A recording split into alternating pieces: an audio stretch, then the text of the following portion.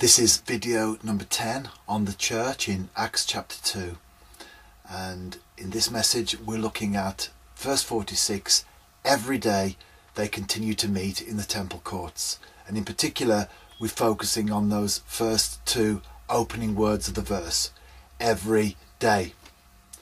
There are many people around who perhaps go to church themselves an hour on a Sunday morning, and they take the view that they give God an hour on a Sunday morning, and then the other 167 hours of the week are theirs to do what they want to do with for themselves.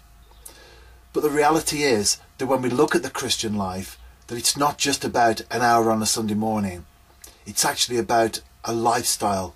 It's about involving God in every single area of our lives.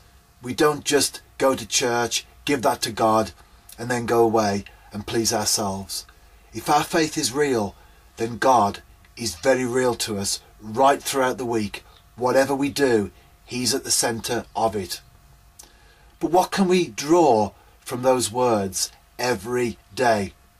Well, first of all, we can say that relationship with Jesus, because that's what I'm talking about as opposed to having religion. Relationship with Jesus is full-time.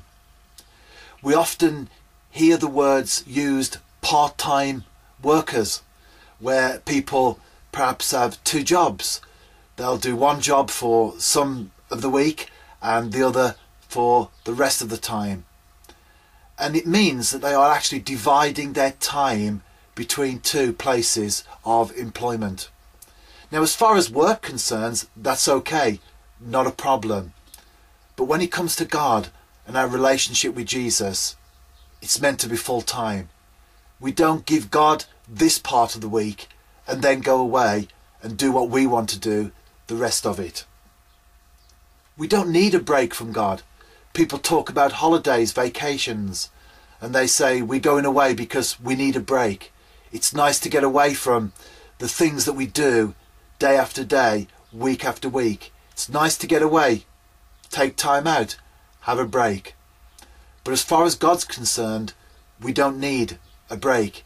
Even when we go on holiday, we take our Bibles, we pray, we spend time with God. So the first thing that we draw from these two opening words of verse 46 is that relationship with Jesus is full time. Secondly, we can draw that relationship with Jesus is commitment. The reality of life is that we get out what we put in. I'm a keen fisherman, and I have my own angling website that I've been writing and updating since July 2003. I update it every week with an article and photographs, and there's usually a photograph of me holding a big fish. But behind each of those fish that I'm there posing with is commitment. Hundreds of hours at the water's edge, in all sorts of conditions, snow and hail and rain, all through the night. I've had rats running all over me. All sorts of things that I've been through to get that photograph that appears on the website each week. And the Christian life is like that. It's not all about sunshine and roses and everything happening for us how we would like it to. There's often hardship. There's often pain. Life is like that. Whether we're Christians or not, we still go through the difficult things in life. But commitment to Christ means that we don't give up. We keep going.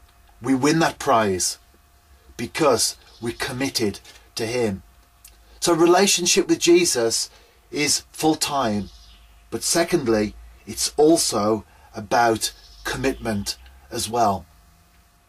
And thirdly and finally, relationship with Jesus is desirable. It isn't a burden to follow Christ. We use the words household chores to describe ironing and washing and cooking and cleaning. We use the word chore because it's not something that people particularly want to do. Think of ironing. My wife has never said to me, great, let's go back home. I want some ironing. I need some ironing. I can't wait to do the ironing. It's always a case of there's a pile and I need to do it. So it has to be done. We use the word chore to describe that. But following Jesus, knowing Jesus, having a relationship with him isn't about a chore. It's actually a pleasure. It's desirable. I could fish every day of the week. If I had a river at the bottom of the garden or a pond or a lake or something like that, no doubt I would be out there. Even if just for a couple of hours at night. Fishing, it's not a burden to fish. It's desirable. But I couldn't do DIY every day of the week. We have to do it, the things that need to be done. But very often, like my wife's ironing, I have to push myself into that. Almost make myself do it. But relationship with Jesus isn't like that. It shouldn't be like that. Church, the whole thing's attached to it.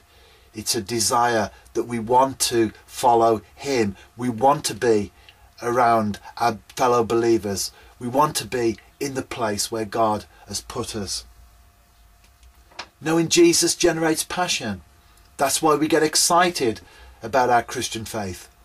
Think of Bartimaeus in the Bible. He was a blind beggar by the side of the road. Jesus healed him, and then he tells us he followed Jesus down the road. He followed Jesus for one reason only. He was thankful. He was grateful for what he did for him. And that's why we also follow Christ, for what he's done for us. Because he's took us and he's changed our lives and he's turned our lives around. And as a result, we follow him. Relationship with Jesus is desirable. Relationship with Jesus is commitment. And relationship with Jesus is full-time. Every day they continue to meet together in the temple courts.